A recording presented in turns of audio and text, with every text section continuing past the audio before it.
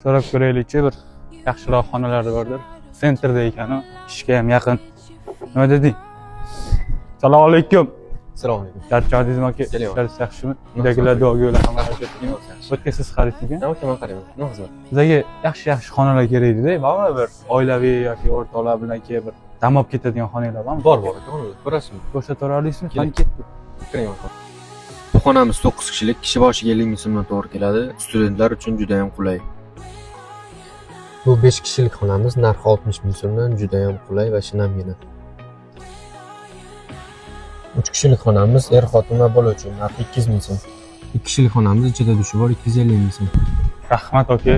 Salomat bo'ling. Qalay aka, pullar yo'qmi? Da, конечно, chotki oilaviy og'aynilar bilan kelib dam olib ketadigan joylar ekan.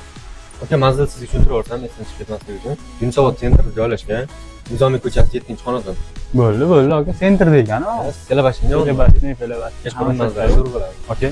Salomat bo'ling. Rahmat aka. Ishlaringizga rivoj. Xabarlashamiz. Kelamiz, xudo xohlasa.